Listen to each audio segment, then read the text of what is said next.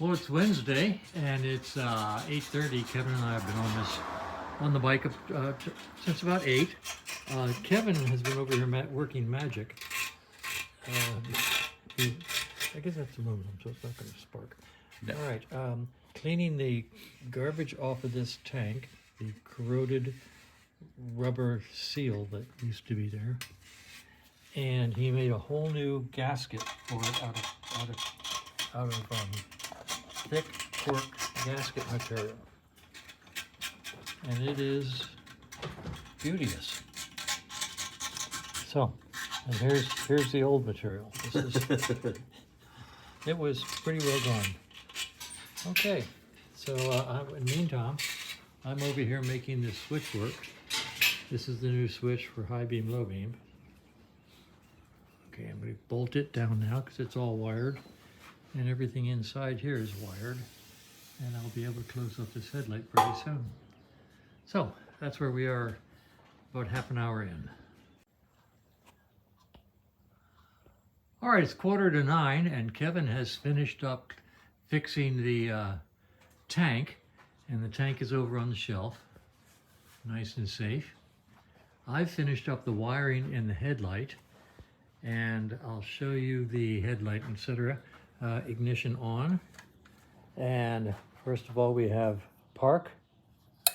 You can see park, and we have tail light at park. Oh, always a good thing. We have a tail light at park. We turn on the headlight, and we have headlight, and we still have tail light, which is a good thing. Kevin, if you touch that wire together, that's brake light. The switch is bad, but Kevin's a jumper in the wire. So we have brake light, that's cool. And up here at the headlight end of the bike, we have high beam and low beam. And oh, look at that indicator. The indicator light was deader than a doornail, but I happen to have an LED replacement. Look at how bright that, you can actually see that. The new LED lights are incredible. And so you can actually see that high beam. And a horn. Oh, isn't that cute? Sounds like a please don't hurt me horn, horn, horn. I like that. Okay, at this point in time, we're going to put the bike in the status of stasis and just put it aside while we wait for the oil seal on the far side so we can install the ignition system.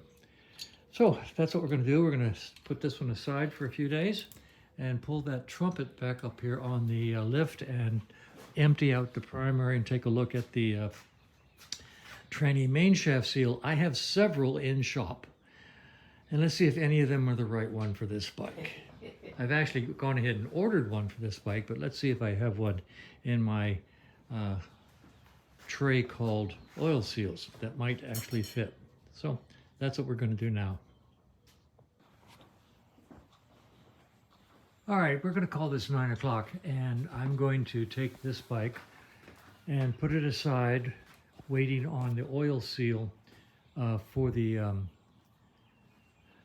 points case. And in the meantime, we put the high beam, low beam on, and we've been trying to get this to work smoothly. The clutch just feels basically horrible, and that's the best adjustment we can get.